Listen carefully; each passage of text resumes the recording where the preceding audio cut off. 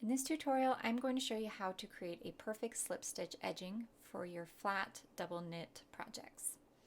Double knitting is creating two layers of fabric at the same time with right sides facing out, the knit side facing out, and the purl sides facing each other, but they are two separate pieces of fabric, and if you do not somehow connect the edges, you will end up with an open pocket that you can stick your hand in, which if you are doing on purpose is awesome. And if not, you're going to want to figure out how to close the sides. There are a lot of different ways to do this. On this edging, you can see both yarns are used held double to close up the side, and I'll show you that in a different tutorial. But for this tutorial, I'm going to show you how to create this nice clean edge that shows only one color on each side. Okay, let's get started. Set this aside. So on your first color, your main color side, whatever your main color side is, we're going to say it's this dark teal color. This perfect slip stitch edge is created on the last DSP of your needle.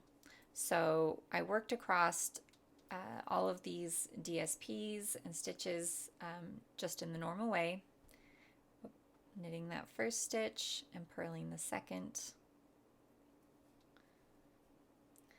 And then I'm going to stop when I get to the very last DSP. Okay, so you can see I have one DSP left on the needle of a main color and a contrast color. So what you are doing, since it's a slip stitch edge, it's going to involve slipping stitches. So we're going to slip this first stitch, just purlwise, over to the right hand needle. And then what we are going to do is take the main color and cross it over the top of the contrast color.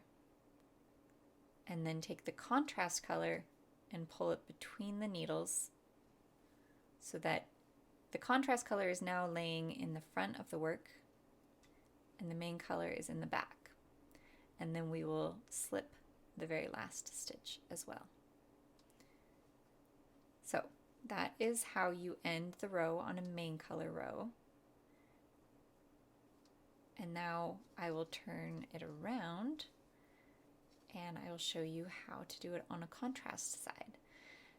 Now, these first stitches, since we're working kind of this a little bit more tricky of a slip stitch edge, the nice thing about it is that it always leaves your knit stitch color in the back, prepared to knit, and your whatever color you're going to be using for your purl stitch is always left in the front. So I'm going to put I'm not going to pick up my yarns yet because they tend to twist with this edging and you kind of have to unravel them after this first stitch. So I'm going to create I'm working with contrast color DSPs now. I'm going to create my knit stitch first. Can't see through the camera. Pull my yarn to the front now. That's where my main color is. Use the main color to do the purl stitch. And now I can move both of these to the back. Crossing those yarns over each other kind of creates a twist in my yarn. So I'm just going to do a quick untwist to put my contrast color back on my left side and my main color back on my right side. So now I am free to work across my contrast color row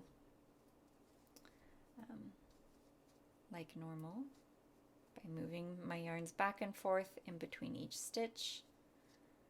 And then I'm going to fast forward ahead and show you what this looks like at the very last.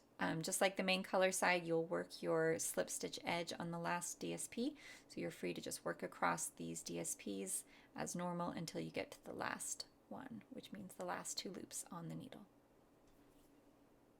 Okay, so I'm coming up on my last DSP on this contrast color side. There it is. I've got both yarns in the back. I've got my last two loops on my needle, one contrast color, one main color. I'm going to do the same thing that I did on the main color side, which is slip this first stitch purlwise. And then on the main color side, we took the main color and we crossed it over. But we don't have to do that on the contrast color. All we have to do is pull it around between the needles and leave it in the front, and then slip this last stitch purlwise and leave the contrast color in the back. So again, when we turn, it leaves our main color in the back prepared for this first knit stitch, and our contrast color is also ready for the first purl stitch. So the difference basically is that on the main color side, when you work across, it involves crossing the yarns before you move one to the front. And on the contrast color, you just move your main color to the front. So one side has an extra cross step, and one side just has a move to the front, but both of those last stitches are slipped each time. So you can watch this tutorial as many times as you need to review those 2 steps, but doing it over and over again on the correct sides creates this really pretty, very clean slipped stitch edge, keeping the colors on the right side so that you don't have kind of a messy, muddy edge.